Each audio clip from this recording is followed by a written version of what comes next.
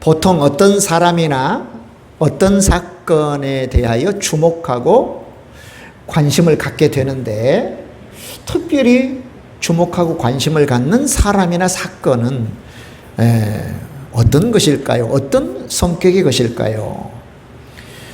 주어진 환경과 조건이 대단히 열악한 사람이 힘들게 살거나, 또 환경이 좋은 사람이 잘 사는 것은 그닥 크게 관심거리가 되지 않습니다. 원래 그러려니 합니다. 저 사람 잘 살았으니, 저 사람 아예 좀 힘드니, 원래 힘들었으니. 그런데 입지전적의 사람이 있죠. 입지. 뜻을 세우다 뜻이잖아요. 뜻을 세워 자기의 이름이나 행적을 전하는 입지전적의 사람이 있어요. 아주 불우한 환경에서 살았는데, 그런 열악한 환경과 조건을 극복하고 자기의 뜻을 세워 사람들에게 이렇게 본이 되어지는 그런 사람들에 관한 이야기, 그런 사람들이 관심을 갖고 주목하게 돼요.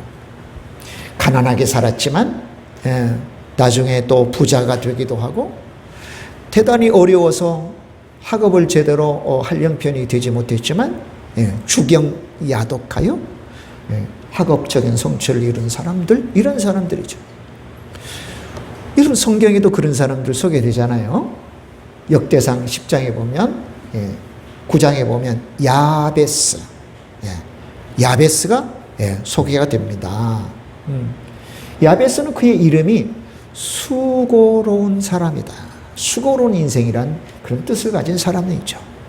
그럼에도 불구하고 그의 삶을 하나님 안에서 잘 세워나갔기 때문에 그가 주목이 되고 있습니다. 그런데 태생도 환경도 가진 것이 많고 누릴 것이 많은데도 인생을 실패한 사람이 있습니다. 인생을 실패한 사람이 있어요. 그 또한 주목거리가 되고 가십거리가 됩니다. 가령 예수님이 제자였지만 예수님을 배반하고 예수님을 판 가룟 유다, 어쨌든 사람이 있어. 가룟 유다가 받은 큰 은혜가 있잖아요. 큰 복이 있잖아요. 그럼에도 불구하고 예수님을 배반하고 예수님을 팔아버린 일로 인하여 가룟 유다는 오고 오는 세대의 배반의 상징이 되고 있습니다. 또 오늘 우리가 살피고자 하는 삼손 같은 사람도 이와 마찬가지입니다. 세간의 이목을 끌고요, 이런 사람은 저는 사람 저렇게 되면 안 된다라고 하는 반면교사의 역할을 하게 되죠. 이런 삼손 같은 사람들은 요즘 젊은 사람들이 말하는 유튜브 각이 잘 나올 사람들입니다. 여러분, 삼손의 이야기는 정말 극적이잖아요. 드라마틱해요. 드라마와 같아요. 그래서 실은 이 삼손 이야기는 영화에 대한 그 요소, 또 음악의 주제가 되고 희극의 주제로 많이 사용되었습니다.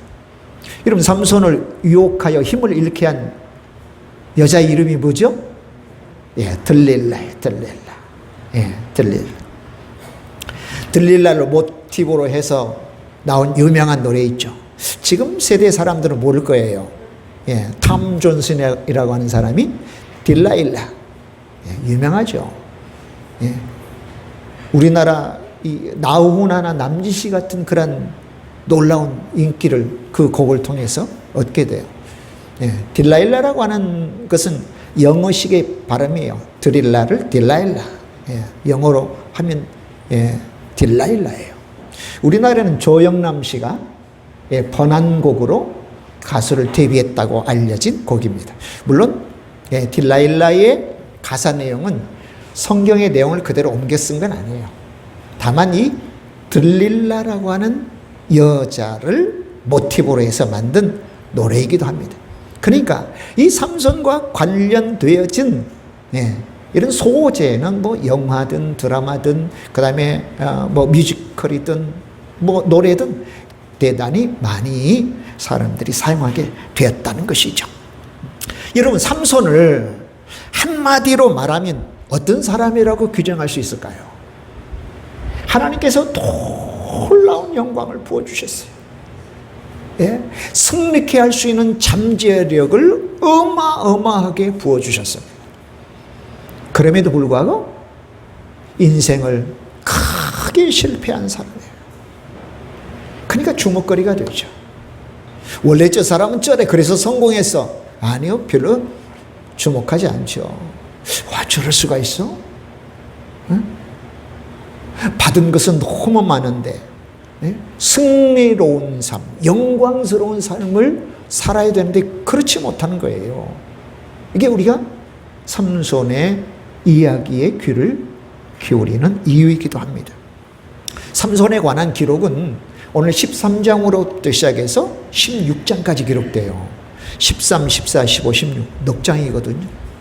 사사기가 21장으로 되어 있다면 거의 5분의 1, 20%의 내용을 삼손이 차지하고 있습니다. 예.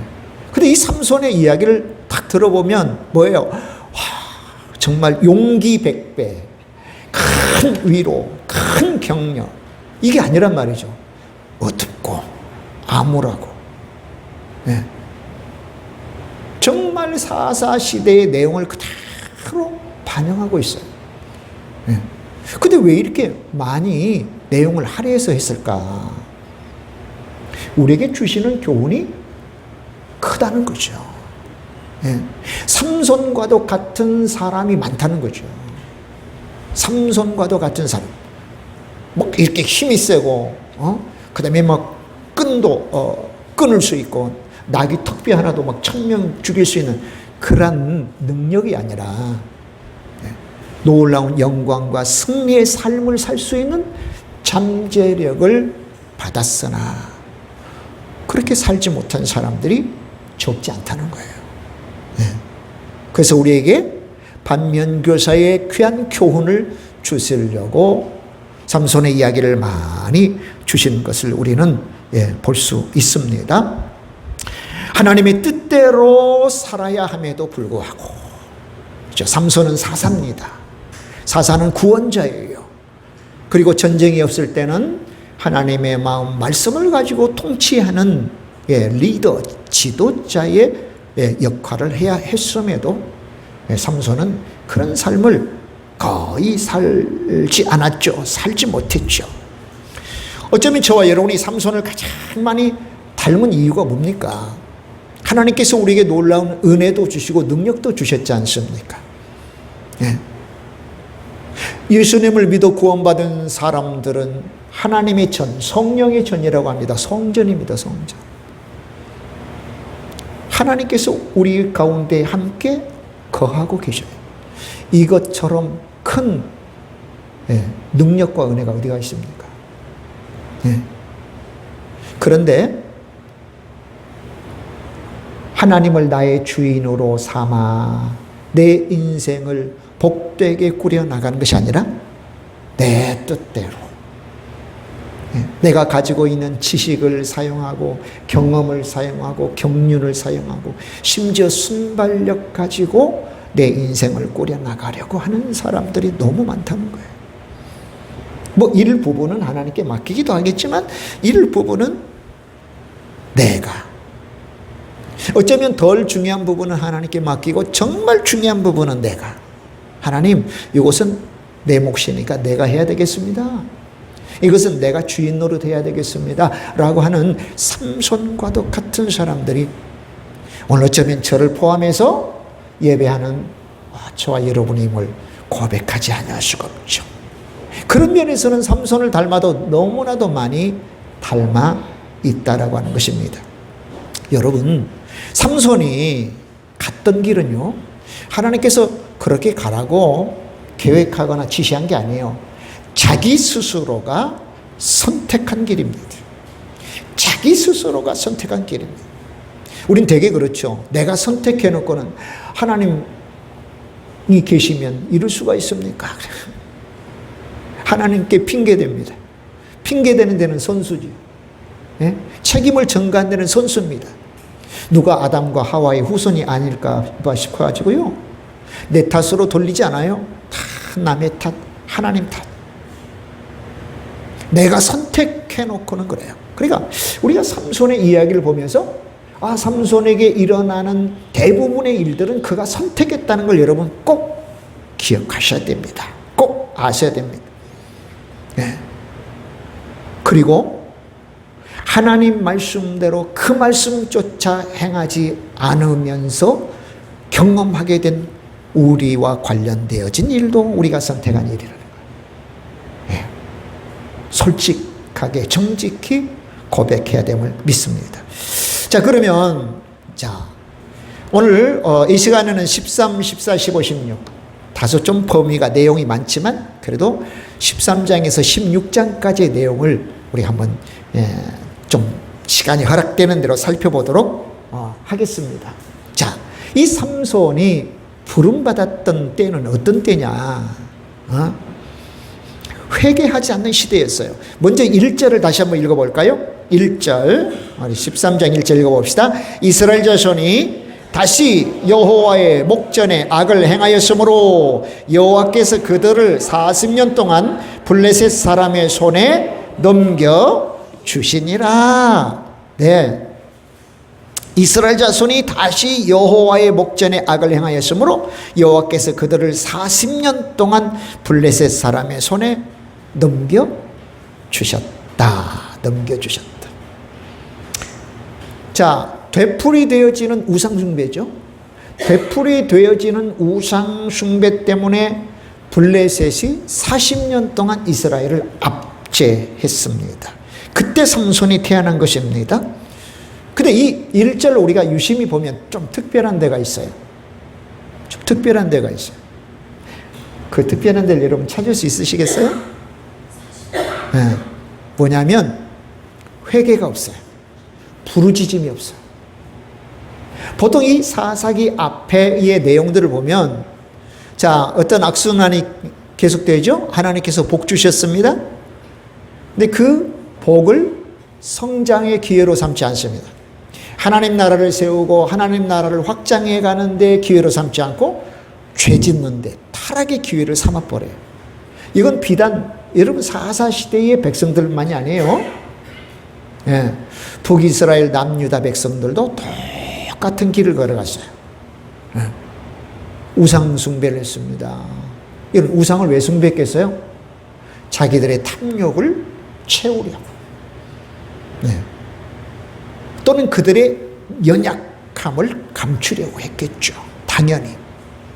모든 두려움과 낙심 이런 것들을 하나님이 아닌 보이는 우상들, 또 그들과 가까이 있는 원주민들이 섬기는 우상들에게 또한 복을 비는 탐욕을 채우려고 하는 그런 시도에서 우상을 숭배해요. 자, 그럴 때 하나님께서 조차해 주시는 건 뭐죠? 압제당하게 합니다. 그런 압제당할 때 고통스러우니까 간구하죠. 아이고 하나님 잘못했습니다 하고 회개합니다. 그러면 사사를 보내주셔요. 사사. 구원자를 보내주셔서 그들을 구원해요. 이게 이제 사사시대 동안에 계속 순환되었어요. 악순환됐어요. 근데 이게 지금 13장에는 특이하게도 그들이 부르짖어 회개했다고 하는 기록이 없어요. 왜 없을까요? 너무나도 무디어졌어요. 영적 감각을 조장하는 DNA가 죽어버렸어요. 예, 죄가 그 DNA를 죽였어요. 죄가 얼마나 깊이 두텁게 깔렸던지 깨닫지 못한 거예요. 깨닫지 못한. 그럼 망할 수밖에 없잖아요. 그런데 놀라운 하나님의 사랑을 보십시오. 그들이 회개하거나 간구하지 않아도 하나님이 삼손을 보내주셔요. 여러분 이 구절을 오해하면 안 돼요. 나도 내가 죄 짓고 회개하지 않아도 하나님이 구원을 베풀어 주시겠구나. 천만의 말씀입니다. 대부분 우리는 하나님의 은혜 속에 살아요. 마치 삼손의 시대처럼 회개하지 않아도 하나님의 은혜와 사랑으로 구원자를 보내주시는 그런 하나님의 은혜 속에 지금 우리도 살아요. 하지만 분명한 것은 저와 여러분은 죄에 대해서 죽은 자, 죄와 가까이 해서는 안 된다는 거죠. 또 죄를 지으면 재빠르게 회개하는 그런 자세와 태도를 가지셔야 돼요. 죄를 짓지 않을 수는 없지 않습니까? 네. 그래서 마르틴 루터는 그렇게 설명을 해요. 새가 우리의 이 머리 위를 날아다니면서 공중에서 새가 똥을 싸는 거예요. 그럼 우리 머리에 맞을 수도 있잖아요. 그건 우리가 어쩔 수 없어. 그런 부분들은. 하지만 새가 우리 머리에 와서 둥지를 틀도록 허용해서는 안 된다. 하나하나 물어와서 내 머리에 둥지를 견고히 틀도록 우리가 우리의 삶을 허용해서는 안 된단 말이에요.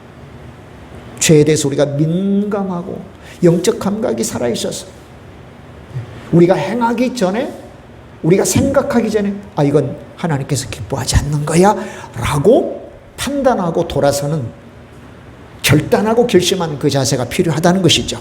아멘. 근데 이 삼손의 시대는요, 그것조차 없었단 말이에요.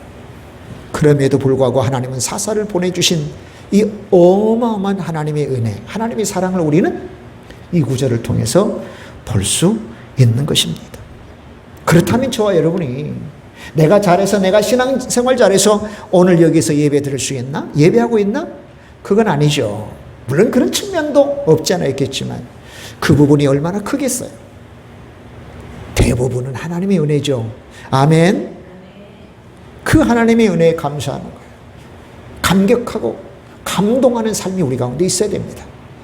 내가 행한 것보다 훨씬 더 많은 은혜와 복을 주신 하나님 앞에 늘 감사해야 된다는 것입니다.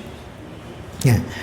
자, 이 삼손의 이야기는 정말 극적입니다. 삼손의 이야기는 정말 극적이에요. 자, 태어날 때 아주 특별하게 태어났습니다. 특별하게 태어났어요. 우리 5절을 보면요. 5절을 보면 자, 5절 한번 읽어봅시다. 자, 5절, 13절 5절. 자, 뭐라 네가 임신하여 아들을 낳으리니 그의 머리 위에 삭도를 대지 말라. 이 아이는 태에서 나옴으로부터 하나님께 바쳐진 나실인이 됨이라. 그가 블레셋 사람의 손에서 이스라엘을 구원하기 시작하리라 하시니. 아멘.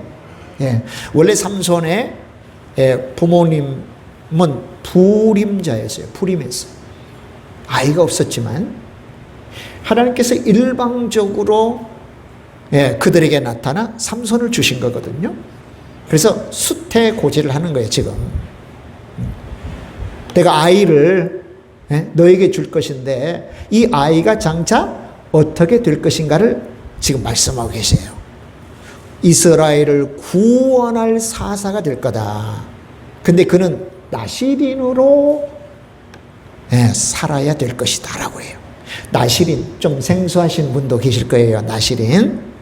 그거 설명을 해드리려고 합니다. 여러분, 나실인이라고, 나실인은 뭐냐면, 나실인은 하나님 앞에 쓰임받기 위하여, 헌신하기 위하여 특별히 구별된 사람을 나실인이라고 합니다. 나실인. 이 나실인에 대한 규례는 민수기 6장에 잘 기록됐어요.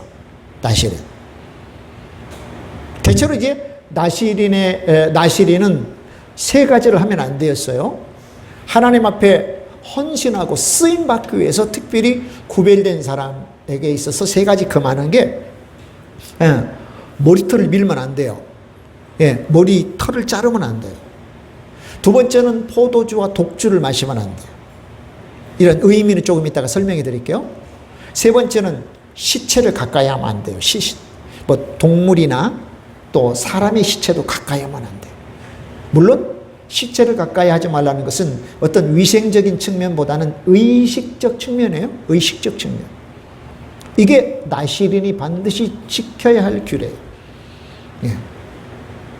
근데 이 시대, 신약 시대에도요, 나실인 같은 사람들이 있어요. 나실인 같은 사람. 소위 영적 나실인 같은 사람들이 있는데, 누구와? 그 사람들일까요? 예수님 믿는 모든 사람들이 영적 나실이에요. 예.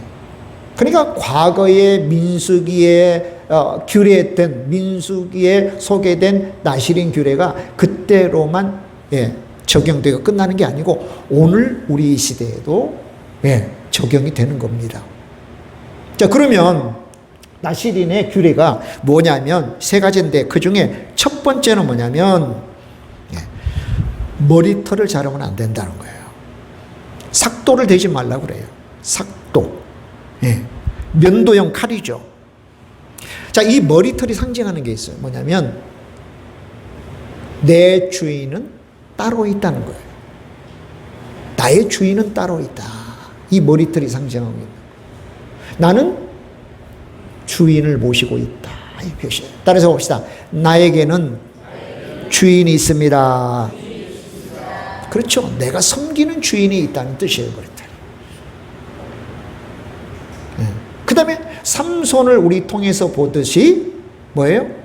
내가 섬기는 주인이 나에게 지혜와 능력, 생명을 공급해 주신다. 생명과 능력을 공급해 주신다고 하는 의미가 머리털에 있어요. 머리털. 그러니까 머리털을 잘라버린다고 하는 것은 주인됨을 부인하고 생명과 능력이 사라진다는 걸 의미하죠. 그 다음에 또 하나는 뭐냐면 주인이 있다면 당연히 나는 주인만을 위하여 살아간다고 하는 의지의 표명이 머리털에 있는 거예요. 머리카락에. 우리가 신앙생활하면서 정말 중요하게 생각하고 늘 묵상하는 게 있습니다. 내 삶의 주인이 누구냐. 우리가 경배와 찬양의 시간에 내가 주인 삼은 모든 것 내려놓고 내 주님, 우리 예수님을 내 주인으로 삼는 거. 우리가 매일 내 삶의 오늘 내 삶의 주인은 누구냐 하는 거, 이게 너무나도 중요한 사실. 우리의 삶의 주인은 누구예요? 하나님이시죠. 예수님께서 죄와 허물로 죽은 우리, 죄와 허물로 죽은 나, 우리를 예수님의 피로 사셨다고 했습니다. 피로 값을 주고 사셨다. 이걸 구속이라고 해요. 구속. 철커덩 잡혀가는 게 구속, 그 뜻의 구속이 아니라 구할 구자, 속할 속자를 써요. 대신 갚다라는 뜻입니다. 대신 갚아주다의 뜻입니다. 대신 갚아주다. 지금은 사회체제가 노예나 종의 체제가 아니지 않습니까?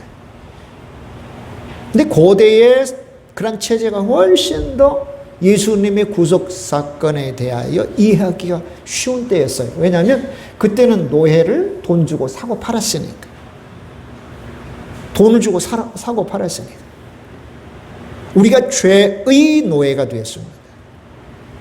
죄의 노예가 됐습니다. 그때 우리를 죄의 노예에서 사가신 분이 예수님이세요. 근데 죄의 값으로 예수님은 뭘 지불하셨냐면 돈 지불하신 게 아니고 예수님의 생명을 지불했습니다.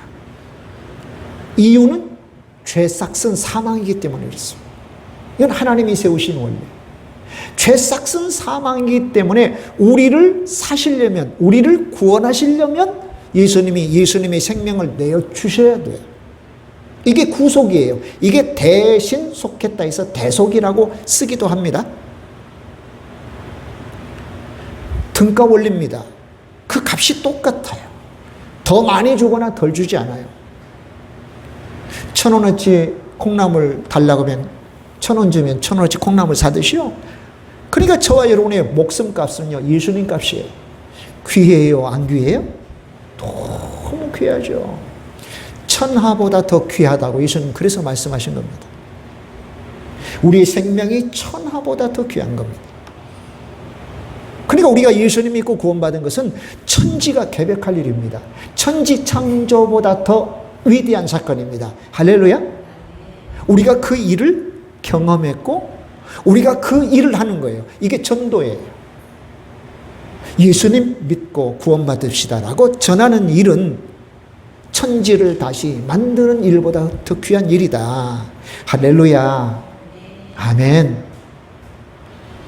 그래서 예수님께서 십자가에서 달려 돌아가시면서 다 이루셨다고 가상칠언 중에 아버지 내 영혼을 아버지 손에 부탁합니다는 7마디 전에 6째 마디에 다 이루었다라고 하는 그런 말이 다 지불했다는 말하고 똑같아요. 옛날에 장사하는 사람들, 노예 장사하는 사람들이 노예를 탁 가져가면서 돈을 던집니다. 테텔레스타이 다 지불했어. 그 용어를 예수님이 다 이루었다. 테텔레스타이 이렇게 쓰신 거예요. 우리를 구원하시는 데 있어서 예수님의 생명을 다 지불했다는 거예요. 참으로 은혜롭고 복된 말씀이세요. 아멘이죠? 아멘. 그러니까 구원받은 저와 여러분은 주인이 누구셔요? 예수님. 내 시간의 주인도 예수님, 내 삶의 주인도 예수님. 내가 가진 것도 예수님 거예요, 여러분. 그래서 예수님 믿기 전에는 내가 내 삶의 주인이 되어서 내 시간 내 마음대로 쓰죠. 내 생명 내 마음대로 하죠. 내 행동 내 마음대로 합니다. 근데 예수님을 믿고 이러한 사실을 깨닫고 나서 보면 우리의 삶의 자세와 태도는 달라지죠. 어떤 자세와 태도를 가져야 돼요? 청지기의 자세와 태도를 가져야 돼요. 종의 자세예요. 종. 그러나 보통 사람들이 생각하는 노예, 종이 아니에요. 이 종이, 하나님의 종이 섬기는 주인은 종을 위하여 생명을 내어주신 주인이에요. 이런 주인이 어디 있습니까? 또 종이 굶지 않도록, 종이 위험에 처하지 않도록 종의 앞길을 친히 앞서가시며 열어주시는 그 주인이 바로 예수 그리스도이시다. 할렐루야. 그러니까 기꺼이 즐거움과 기쁨으로 종의 노릇을 하는 거예요. 이걸 청지기라고 그래요. 청지기는 뭡니까? 주인의 것을 관리하는 종 중에도 주인이 인정하는 종이 있잖아요. 청지기. 그 종 중에 여러분 그 종에 대한 좀 이해를 잘하기 위해서는 아브라함의 종 엘리에셀을 생각하시면 돼요. 엘리에셀. 아브라함이 나이가 많았잖아요. 엘리에셀을 불렀어요. 너 가서 내 아들 이삭의 신부감을 좀 구해오라고. 며느리감을 구하는데 종에게 부탁해요? 종에게 이야기해요? 그 종은 우리가 생각하는 노예가 아니죠. 가장 일만 하는 게 노예가 아니에요.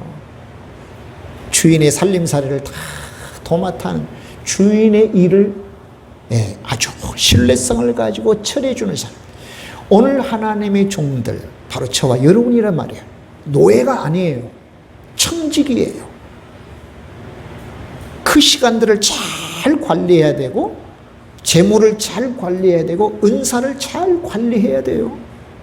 그래야 나중에 하나님 앞에서 계산할 때 너 내 거 마음대로 썼지. 왜 그랬어? 너 내가 준 재물 마음대로 썼어? 왜 그랬어? 우리 하나님 앞에 그래서 물질을 드리는 것도 그래요, 여러분. 11조를 드리는 것도 그렇습니다. 11조의 첫 번째 개념은 만물은 다 주님의 것이라는 거예요. 만물. 그래서 10분의 1은 가장 적은 숫자의 개념도 있지만 대표성의 개념도 있어요. 대표성.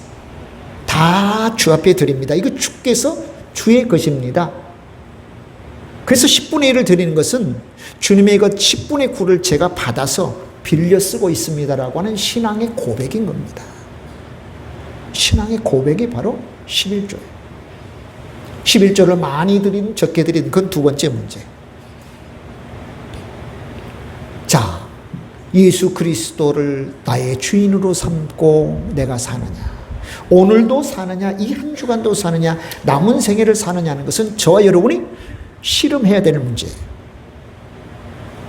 내가 나의 주인으로 말하고 생각하고 행동하려고 하다가도 아니지, 내 삶의 주인은 예수님이시지, 하나님이시지.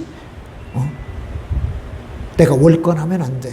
내가 내 주인을 넘어서면 안 돼. 주인의 자리에 올라서면 안 되라고 하는 항상 그런 마음과 묵상함이, 생각이 우리 가운데 있어야 된다. 할렐루야. 그래서 이 머리털 이야기를 하는 거예요. 네. 자, 여러분 삼손을 보면 예, 나중에 그가 사랑하는 여인 들릴라. 예, 이게 16장 보면요. 16장 4절에 들릴라를 어떻게 표현하냐면은 그가 사랑하는 여인이라고 그래요. 근데 16장 시작에는 그를 기생이라고 그래요. 고상한 말로 기생이죠. 원색적으로 표현하면 창녀예요, 창녀. 하나님의 사람, 하나님의 일꾼인 사사가요. 예? 얼마나 하나님의 말씀 규례를 어겼는지. 예. 그 전에도 여자 문제로 지금 14장, 15장이요. 여자 문제 때문에 일이 발생한 걸 기록하고 있습니다.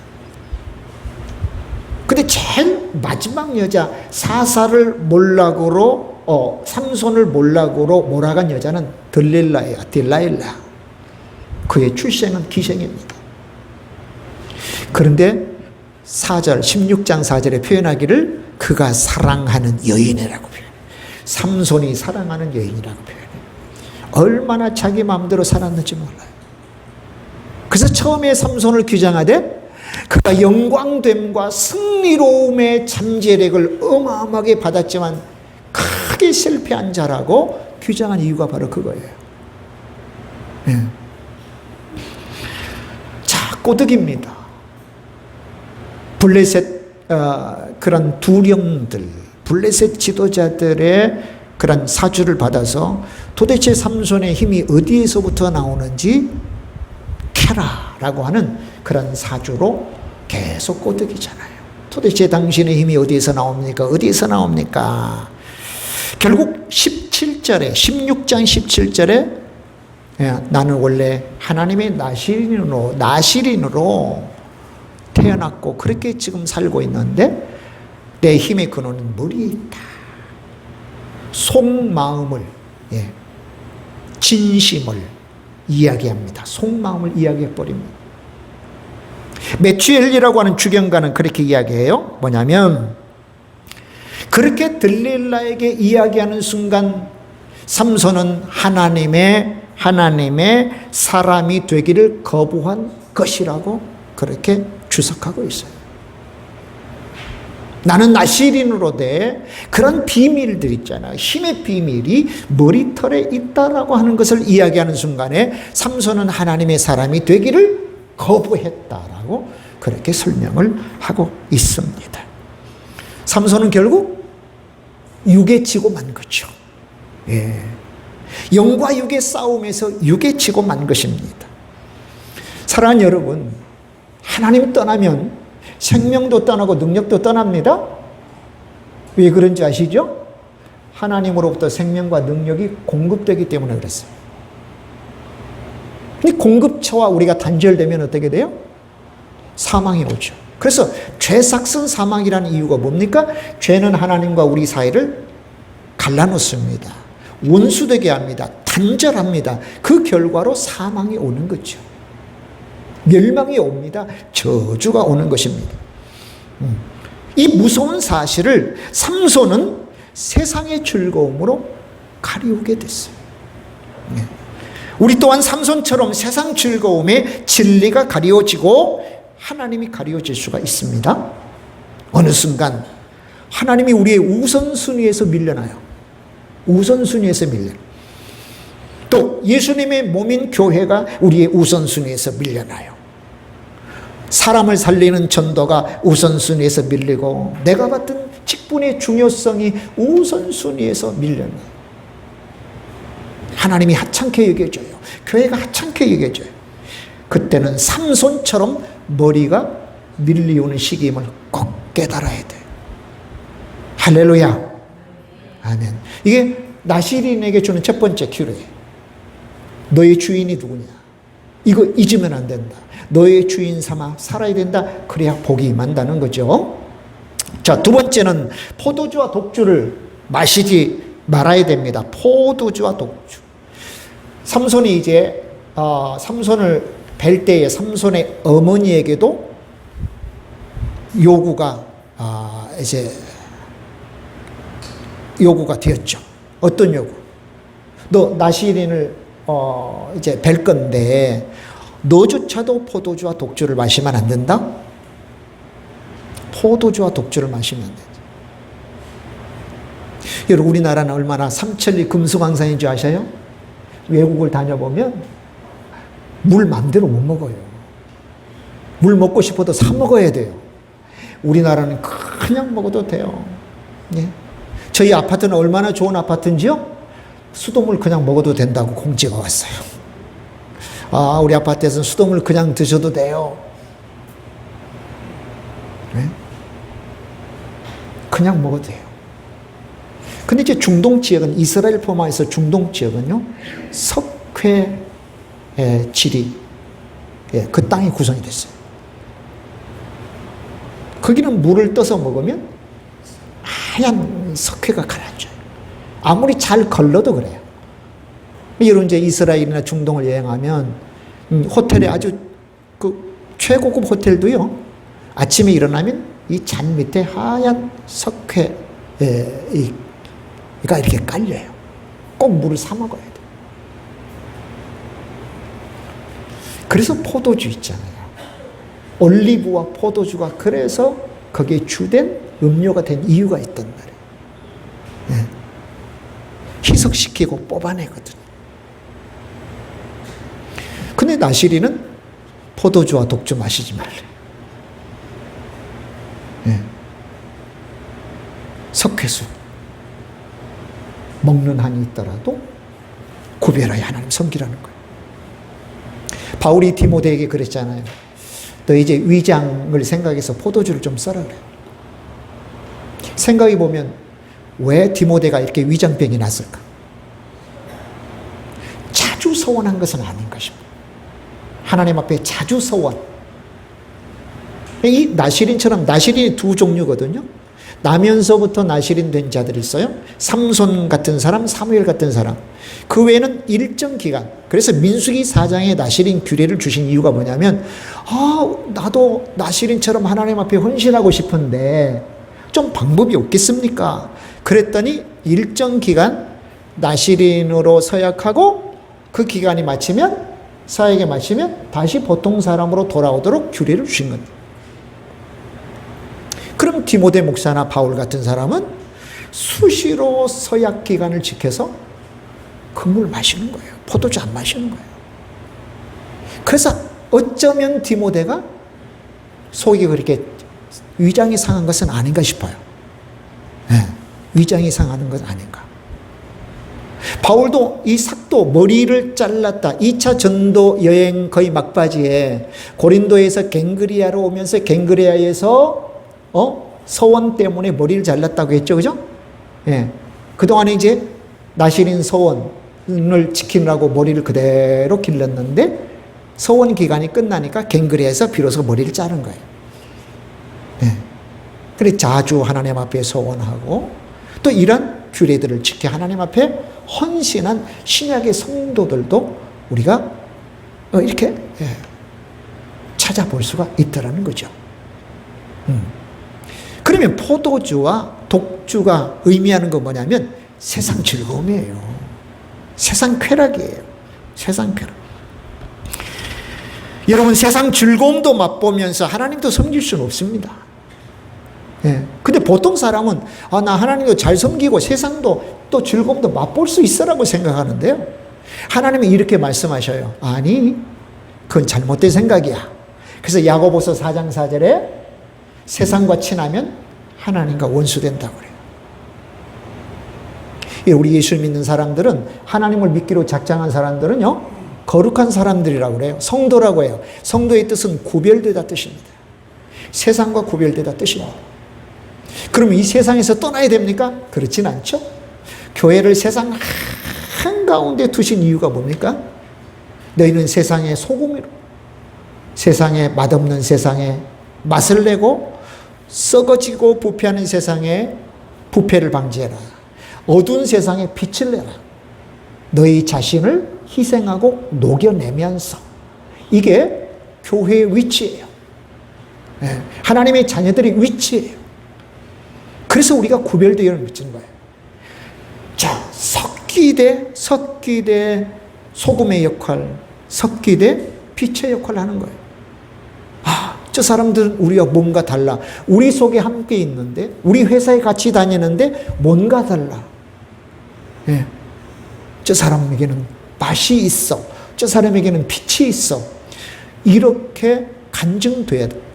증거돼야 되는 그런 존재들이 교회에 다니는 저와 여러분이어야 된다는 것입니다. 우리는 나실인입니다. 영적 나실인. 삼손처럼 하나님을 섬기도록 택함받았다는 것이죠. 근데 사사기간 동안에 삼손의 삶이 포도주와 독주를 금했을까요? 14장에 보면요, 딥나에 있는 포도원에 내려갔습니다. 그 포도원에서 사자를 찢어주겠어요. 사자를. 자, 세 번째 규례는 뭐냐? 시체를 가까이 하지 말아라는 거예요. 시체. 죄를 의미하죠. 여러분, 시체는 뭡니까? 죽음은 죄의 결과로부터 비롯됐기 때문에 시체를 가까이 하지 말라는 거예요. 이 말은 곧 죄와 가까이 하지 말아라. 우리가 예수님 믿으면 구원받지 않습니까? 그래서 사도 바울은 로마서 6장에서 우리가 예수님 믿고 구원받은 그런 삶, 그런 상태를 뭘로 설명했냐면 세례로 설명했습니다. 세례라고 하는 것은 예수님과 함께 죄에 대해서 죽고 의에 대해서 사는 거다. 그걸 의미하는 거라는 거예요. 근데 우리 장로교에서는 이게 이제 물을 뿌려서 이렇게 3번 뿌려서 세례를 주는데, 뭐 순복음이나 침례 교단 같은 데는 푹 잠기거든. 침례거든요. 잠길 침자. 물속에 푹 잠기는 의미는 뭐죠? 죽는 의미예요. 그냥 옷만 적시는 게 아니거든요. 푹 잠겨. 너 죽었어. 뭐에 대해서? 죄에 대해서.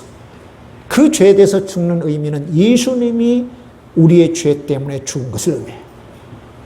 그럼 다시 끌어올려져 사는 것은 예수님이 다시 부활하심으로 의에 대해서 사는 것을 의미한다고 설명하고 있어요. 그러니까 예수님 믿는 저와 여러분은 죄에 대해서는 죽은 자로 살아야 돼요. 의에 대해서는 산 자로 살아야 돼요. 이런 거죠. 왜냐하면 죄라고 하는 게 저와 여러분에게 저 사람, 저 김 목사 한번 유혹해 봐야지 하고 죄가 나한테 왔는데 가까이 와서 보니까 제가 죽어 있는 거예요. 송장한테 왔네. 죄가 저를 어떻게 유혹하거나 미혹해서 죄를 짓도록 하지 못하고 그냥 가는 거예요. 그런 존재로 살라는 거예요. 죄에 대해서는 죽은 자. 근데 죄가 저와 여러분한테 왔는데, 죄가 너무나도 좋아하는 성향, 좋아하는 습관, 좋아하는 말, 좋아하는 행동을 하고 있습니다. 그러면 죄가 얼마나 좋아하겠어요? 달라붙어서. 우리는 그런 존재가 아니다. 우리는 죄에 대해서 죽은 존재다. 그래서 더 이상 죄에 우리의 몸을 무기로, 병기로 드리지 말고 의에 대해서 드리자. 의는 뭡니까? 하나님께서 기뻐하시는 거예요. 하나님께서 기뻐하시는 일에 대해서는 온 몸에 신경이 살아나서, 촉감이 살아나서, 제가 하겠습니다. 저도 하겠습니다. 나도 끼워주세요. 내가 먼저 하겠습니다. 내가 당장 하겠습니다. 그런 날렸겠어요, 여러분. 근데 예수님은 노 하셨대. 아니야. 예수님이 지니신 능력과 지혜는 단 한 군데도 헛된 곳에 사용하지 않으셨어요.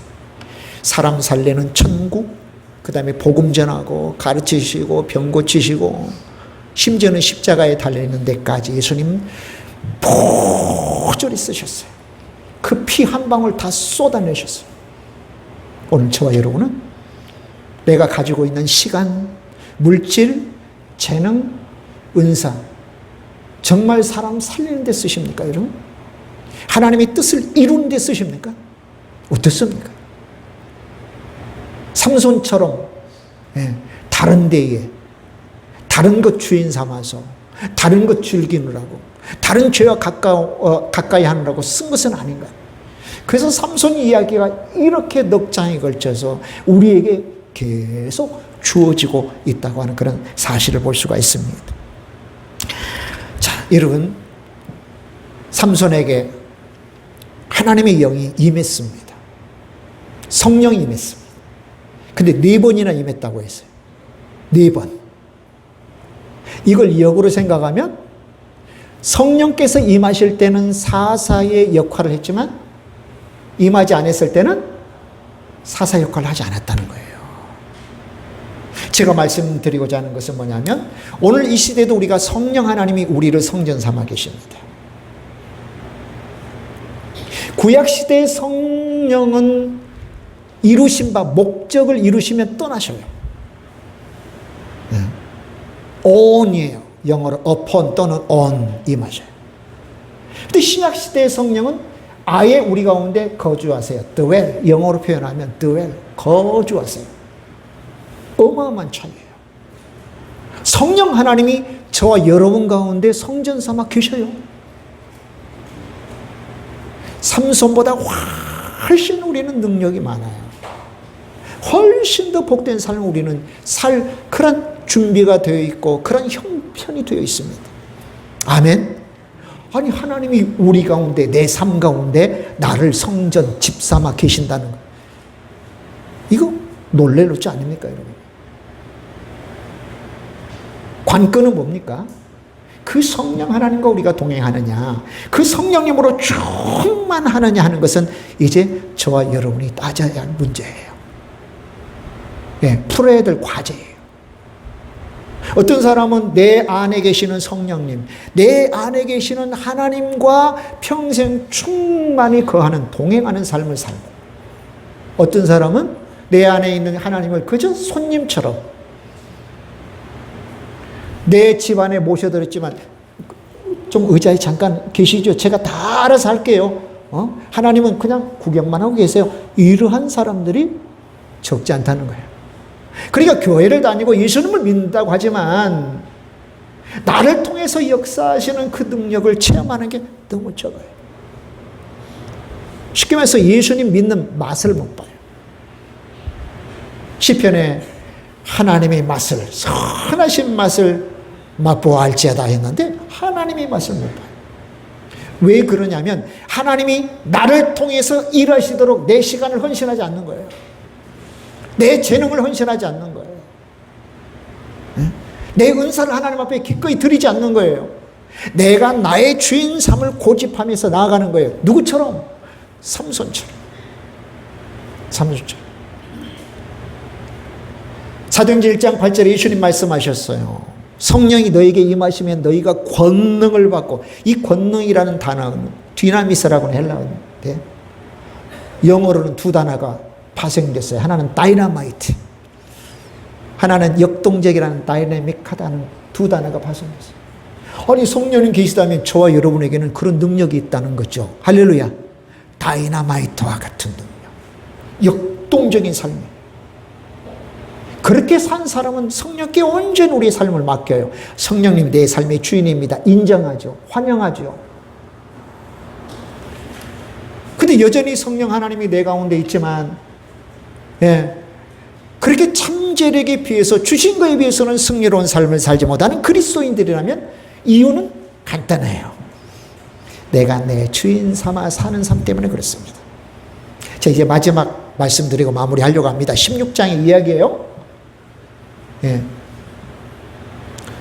머리카락 힘의 비밀을 이야기했잖아요. 그러니까 7가닥, 나중에 16장 읽어보면 7가닥이라는데 사실은 7다발이에요. 7개로 이렇게 묶었나 봐요. 다 잘랐더니 정말 힘이 없어졌어요. 실은 머리털에 힘이 있는 게 아니고 하나님에게 있었죠. 하나님 성령이 떠난 거죠. 그러자 블레셋 사람들이 삼손의 두 눈을 뽑아버렸습니다. 그를 감옥에 던져넣었습니다. 그리고 쇠사슬에 채웠습니다. 그리고는 소나 노새나 말이 돌리는 연잔맷돌을 돌리겠습니다. 비천하죠. 비천해요. 근데 28절에 16장 28절에 다시 머리털이 자라기 시작합니다. 28절에 자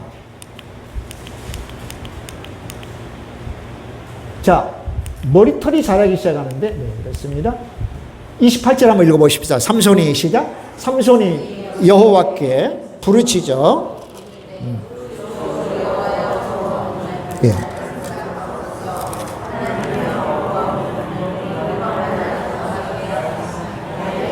두 눈을 뺀 블레셋 사람에게 원수를 단번에 갚게 하옵소서 하고 머리털이 다시 자라니 그 힘이 다시 생기기 시작했어요.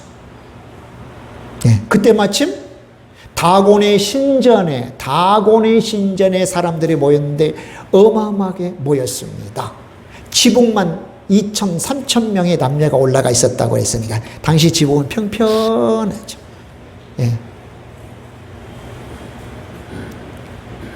집 안에도 신전 안에도 사람이 모여있고 지붕에도 사람이 모여있고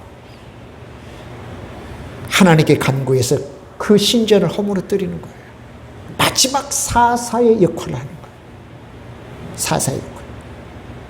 근데 우리가 주목해야 될 삼손의 신앙 고백이 저 구절 안에 있어요. 하나님을 세 개로 나누어서 세 개로 구별해서 불러요. 하나님. 자, 첫째는 주예요. 주 여호와야 할 때 주. 모든 생사 화복의 주인은 하나님이시라는 고백이에요. 두 번째는 여호와입니다. 여호와는 뭡니까? 출애굽때로부터 구원하신 구원의 하나님이라는 뜻이에요. 세 번째는 하나님. 우리 개역성경에는 하나님인데 원래 원문에는 그 하나님의 정관사가 붙었어요. 하엘롬이라고. 하라고 하는 정관사가 붙었어요. 세 번째는 그 하나님. 유일하신 신중의 신이신 하나님. 마지막 순간에 이런 고백을 해요. 그래서 여기 제가 이 문단의 제목은 뭐라고 했냐면은 오늘을 마지막처럼. 따라서 봅시다. 지금을 마지막처럼. 오늘을 마지막처럼. 그래요. 삼손의 이 마지막 이 순간을 그가 사사로 있는 동안에 매일 했더라면 정말 하나님을 내 생사화복을 주장하시는 주님으로 그리고 구원하시는 여호와로 그리고 신중의 신 유일하신 하나님으로 그가 알고 주인 삼아 그 뜻대로 나아갔다면 어떻게 됐을까? 우리가 상상하는 그 이상의 삶을 살았을 거라. 그런데 삼손에게만 해당되는 내용일까요? 오늘 이 말씀을 우리에게 주시면 뭐냐면 너에 대한 이야기야. 설교하는 저를 포함해서 오늘 말씀을 들은 저와 여러분에게도 마지막 사사로서 영적 사사로서 주 여호와 하나님을 나를 통해서 드러날 그 마지막 한순간만을 위한 삶이 아니라 이건 하나님이 계획하신 바가 아니잖아요. 평소에 매일매일 이러한 복된 삶을 살도록 하나님께서 계획하신 건데 삼손이 뿌리치고 그가 스스로 선택하고 난 다음에 마지막 하나님의 영광을 드러내는 삶에 너무 아쉽잖아요. 너무 아쉽잖아요. 근데 오늘 우리도 그럴 수 있다. 우리가 이 땅의 삶을 마무리하는 순간이 있을 겁니다. 그리고는 하나님 앞에 설 때가 반드시 있을 것입니다. 그때 어떤 평가를 받아야 되겠습니까? 잘했어. 수고했어.